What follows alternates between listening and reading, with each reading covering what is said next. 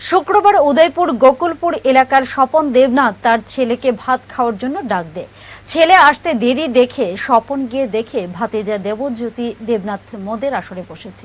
তখন কাকা স্বপন দেবনাথ ভাতিজাকে কেন মদের আসরে বসেছে জিজ্ঞাসা করা মাত্র দেবজ্যোতি দেবনাথ ও তার বাবার সুবল দেবনাথ মিলে স্বপন দেবনাথের বাড়িতে এসে হঠাৎ স্বপন দেবনাথ ও তার স্ত্রীকে মারধর করে।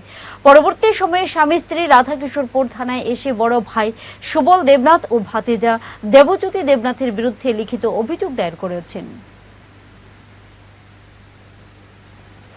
মারার পরে আমি আগে তাকে মামা পিঠে গেতে শুধু হ্যাঁ গেছে দত্তক হ্যারও কুশি দিয়েছিল চোটার নাকে চলেছে। কি নাম তোমার? আমার নাম স্বপন দেবনাথ। বাড়ি কোন জায়গায়? গোকুলপুর মধ্যপাড়া। কি হয়েছিল? কি হয়েছে মানে একটু বললাম না আমার বাতিজার লোক মানে একটু তারা করো খাইতেছে মুখ খাইতেছে মনে কিছু জানি আমার ছেলে ডাক দিছি।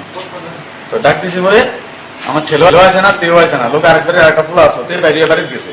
তো তারা যে বাড়িতে যায় কইছে কি তার বলে তুই তো বড় তুই তো কাকুটা হেরি তুই রিলে কেমন নাড্ডা মারস এই কথা আমি দেখ ভালো হয়ে যায় এমন এমন কইয়া বাড়িতে এসি পদ্মপুর বাতি যাইছে তুমি তুমি মেন কাজে লাগাইছো এমন তুমি পদ্মপুর কি থাকছো প্রদীপ পারে কয়ে এসে আবার আমার বোধ দিয়েছে। হ্যাঁ, কি নাম ভাতিজা? এই দেবজিৎ দেব।